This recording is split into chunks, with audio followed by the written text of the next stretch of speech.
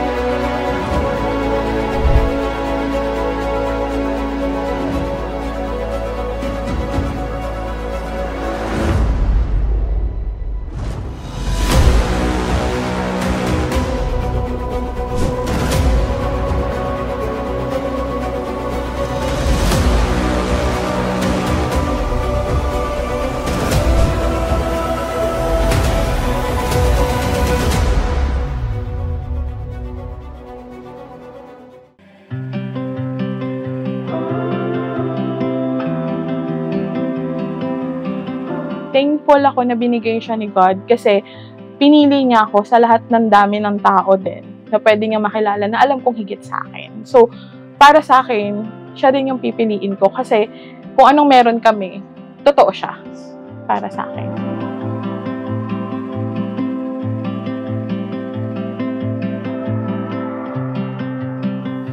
Siya, para sa akin, mabait, masungit, mapagmahal, saka maalaga. Hindi ko may paliwanag kasi sabi nga nila, ang totoong pagmamahal hindi na ipapaliwanag yung pagmamahal mo para sa kanya.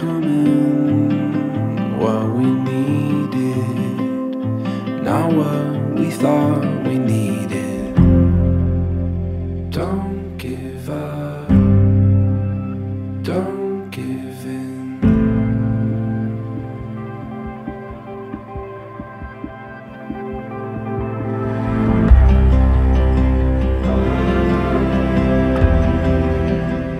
Sabi nga, nakakatuwa na sa simula talagang ramdam na ramdam ang pagmamahalan ng bawat isa. Sana sa mga susunod na panahon, mas damang-dama pa ninyo ang inyong pagmamahalan hanggang sa kayo ay tumanda. Ito na ang hinihintay natin na mangyayari dahil sa dami ng mga pagsubok na dumating sa atin ay hindi tayo nagpatalo sa mga ito. Kaya tayo ay nandito ngayon at harap na tayo sa altar at sana masaya ka sa araw na ito. Over here, you can see much clearer. What you wanted was always only what we needed. Won't give up. First of all, gusto kong mag-thank you kasi ilang taon na, halos magpo 14 years na tayo. Hindi naman lahat puro saya, hindi naman lahat puro, alam mo yon, puro magagandang bagay, but all I've ever asked is someone who will stay with me through thick and thin. Alam mo yun, yung parang nagawa na natin yung furniture and purpurer. So, para sa akin, thankful ako kasi tingnan natin. Alam kong nagsisikap ka para sa atin, para sa magiging family natin. May kilig sa buhok.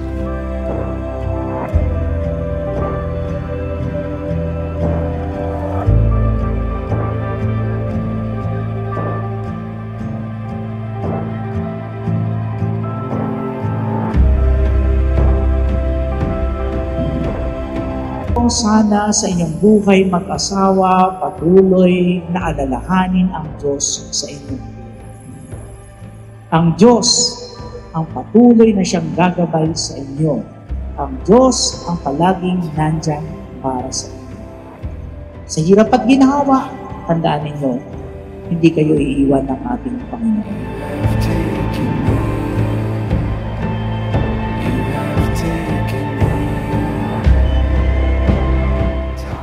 Kaya nga nakakatuwa na ngayon ihaharap niyo ang bawat isa para bigkasin ang mga salita ng pangako sa harap ng ating Panginoon.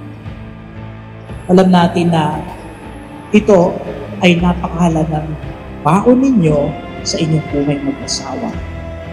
Nakasiguraduhan na nandyan ang Diyos para sa inyo. Nga patuloy na magdadasal lang. Ipagdadasal palagi ang inyong pagsasama. Na sana dumating man ang mga pagsubok, pero patuloy na tulungan ng ating Panginoon sa inyong mga naisip sa buhay.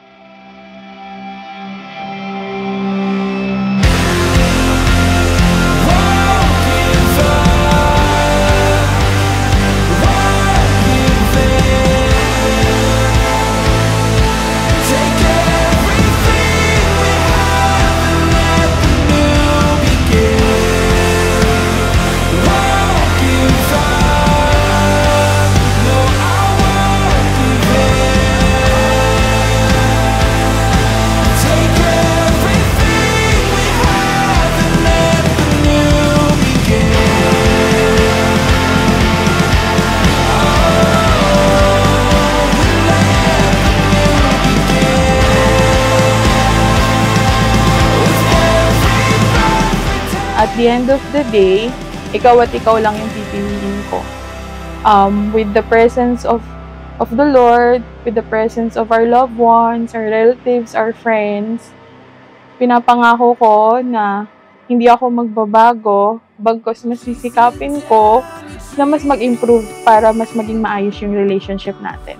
At ipaglalaban ko yung relationship, yung marriage, and of course, our future family. Thank you and I love you, my husband.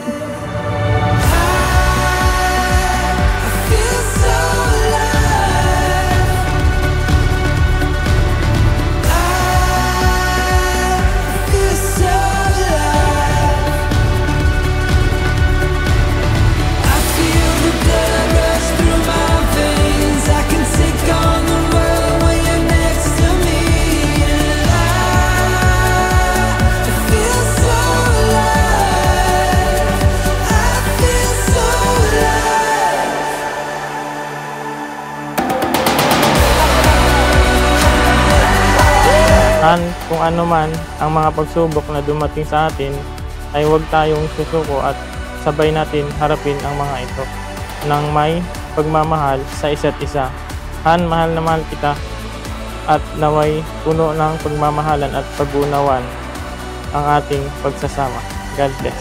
I love you so much.